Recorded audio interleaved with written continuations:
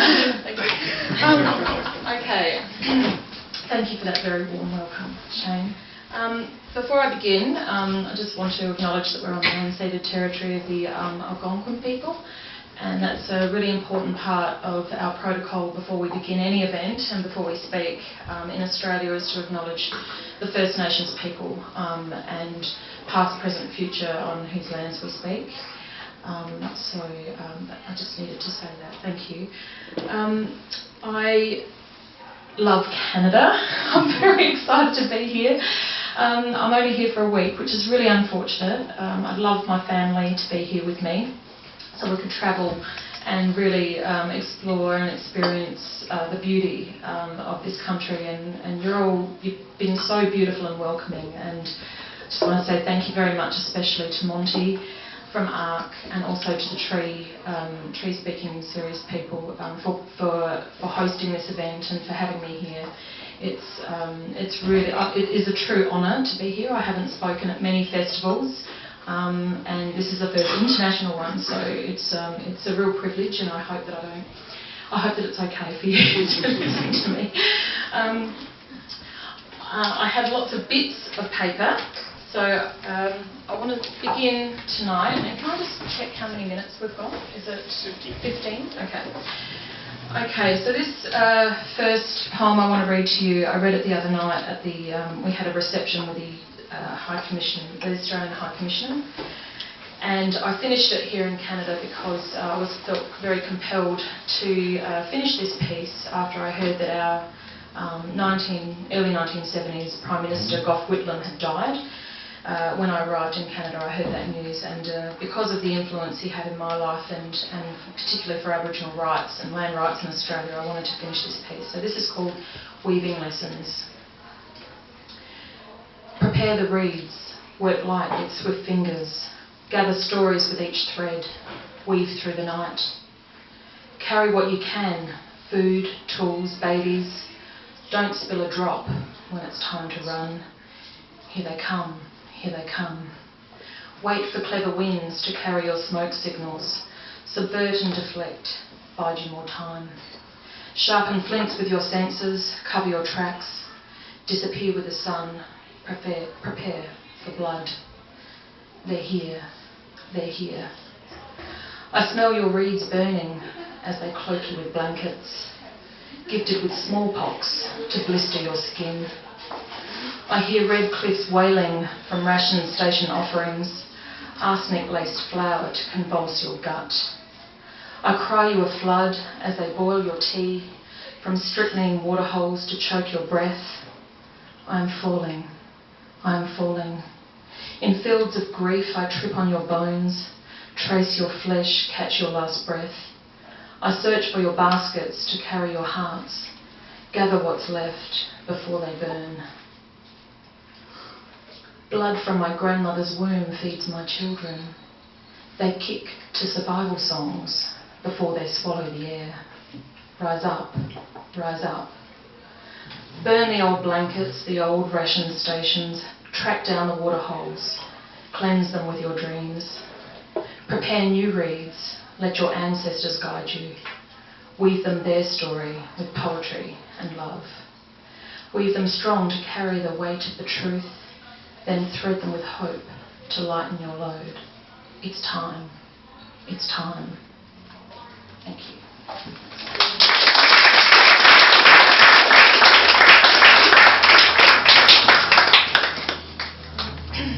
So most of my words are kind of informed by what I'm calling an archival poetics.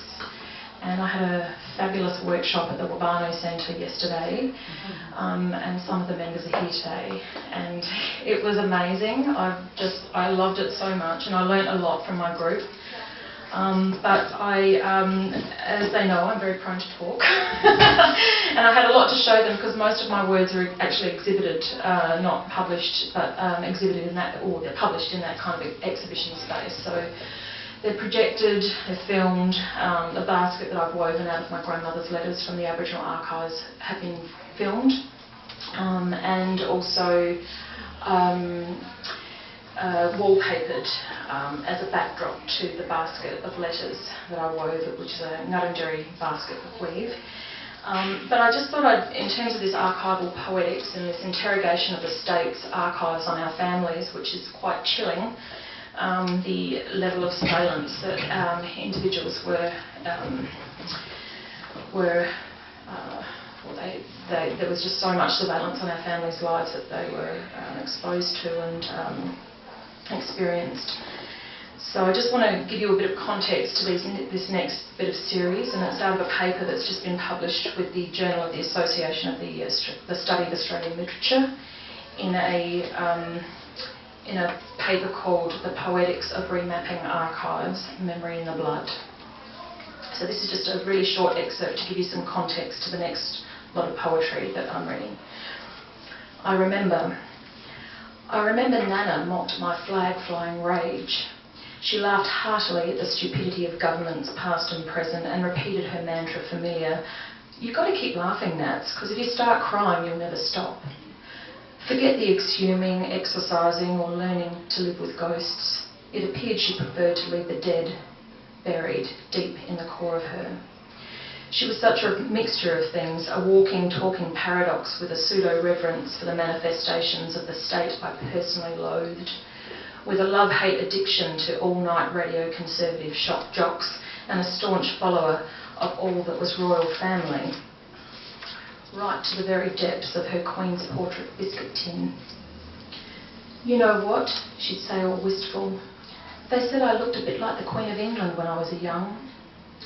"Well, maybe," I'd say, "but you were browner and more beautiful, and I don't reckon she could roast spuds or fry squid like you." Sometimes I longed for her gutsy humour and her generous spirit that forgave the past as simply that, and lay it all to rest. She continued to dance through her routine domesticity, and I learnt to be patient. We let the dust settle for a while and pretended to forget what lay buried at the bottom of her wardrobe, what lay buried at the bottom of her wardrobe was her personal file that the state had on her as a child when she was removed for 10 years. But dust lingers, and the spectres of the archive do not rest. The original question to link up remained unanswered. The gaps in our story widened with burgeoning paper trails that would just slip away. And through a spectro-poetics of the archive, I maintained my flag-flying rage and yearned my archive fever.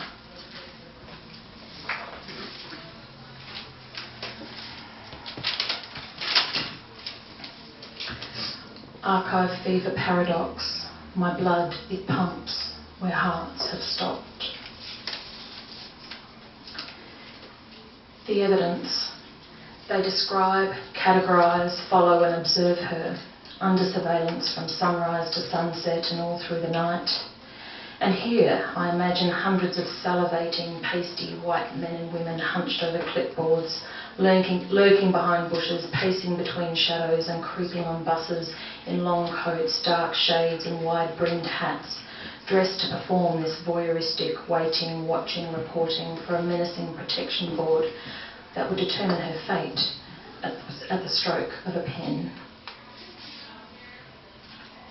Surveillance. This is a list of the archons, as Derrida calls them, of the people and organisations and institutions that surveilled her. Surveillance. The Aborigines Protection Board, the Protector, the Mission Superintendents, the Secretary, the Welfare Board, the Children's Welfare Department, the Boarding Out Officer, the Senior Probation Officer, the Inspector, the State Ladies, the Matron, the Deputy Director of Rationing, the Police, the Doctor, the Psychologist, the School Teacher, the Academic, the Scientific Expert, the Anthropologist. I reread them, watch them, study them, know them more than they think they know her.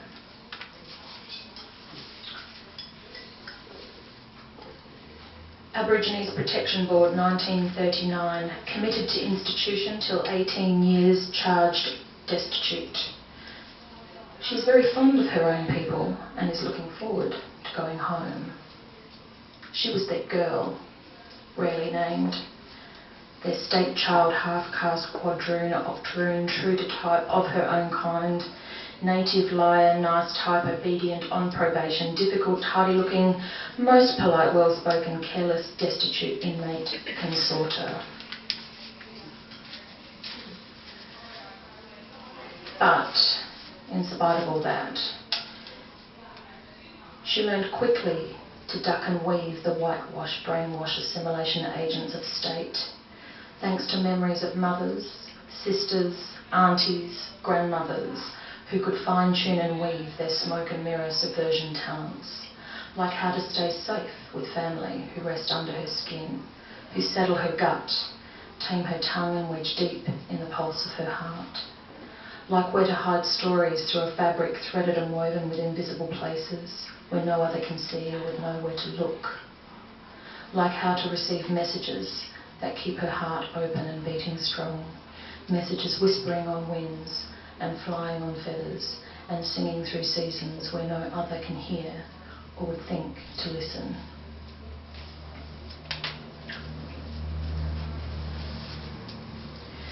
Some of the records on my family, and indeed most Aboriginal people through the 30s and 40s, were from the Board of Anthropological Research, and they did these incredible expeditions right across Australia with an anthropologist called Norman Tyndale, who was actually an entomologist studying bugs. But he developed this very profound interest in Aboriginal culture, and his fascination was joined by Joseph Birdsall, who was an American anthropologist, who joined him on several of his expeditions across Australia.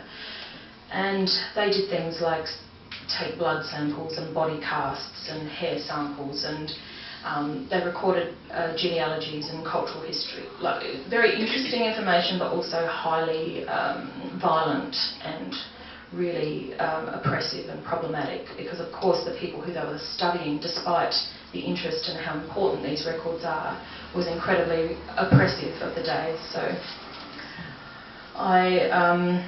and our families had no agency in these acts that were performed across Australia. So this is my ode to the Board of Anthropological Research. And this is some of the language used from the archives as well. She's not your hybrid between world wonder, nor your noble wretched girl, or your savage Australian nigger waiting to die. She was never destitute from mother love, and she won't let you see her cry. You will never know her fully.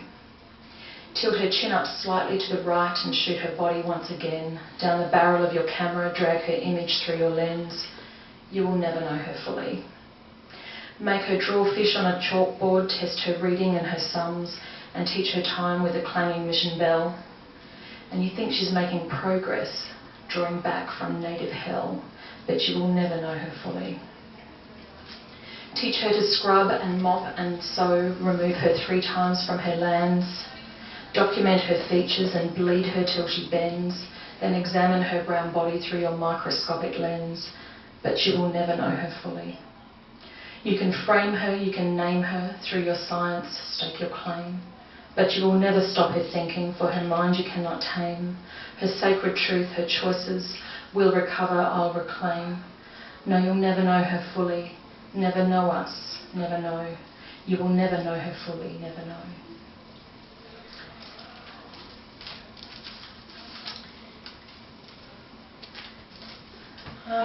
And this piece, Love Letter Offerings, which is published in the Arc Cordite publication, kind of ends this little series. Love Letter Offerings. Love letter offerings to blood memory haunts that pulse and repeat without end, where invisible clever manoeuvrings trace beyond the colonial archival record. Our evidence, as sacred as her last breath, whispering new beginnings to breathe in deep. And in that moment before exhale, I know, with clenched fist resist, to remember, to thank her.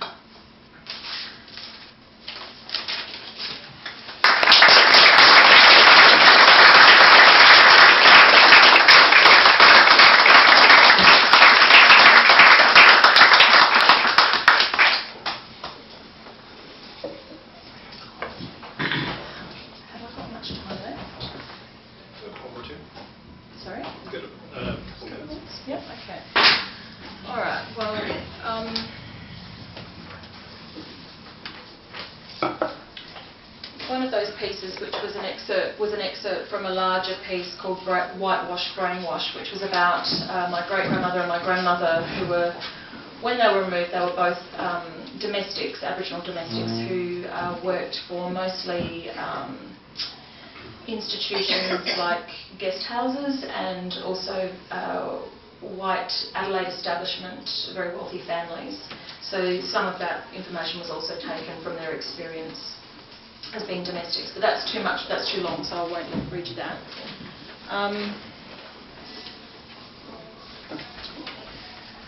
So also, this is just what I'm kind of experimenting with at the moment, which I thought I'd include because I was just given a book by Shane, thank you, and I was only realised that your work is also interrogating the colonial archives, thanks to my workshop yesterday with Francis, who explained some of that to me, because that's what the workshop was on, Archival Poetics, which is kind of informed by these ideas of haunting and memory in the blood and interrogations of the violence of the colonial archive on not just our families but indeed the whole country.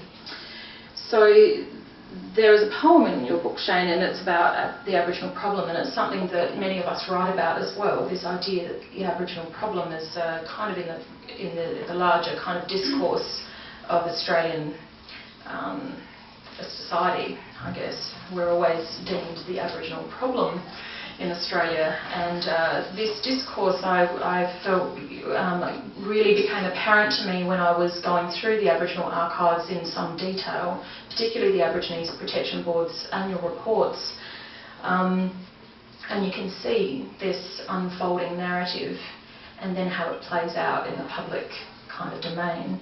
But you can actually see the origins from it coming from this very interesting kind of scientific racialisation of Aboriginal people, and how where it begins in the late 1800s, and then all of a sudden it becomes quite a very familiar language in the minds of the nation.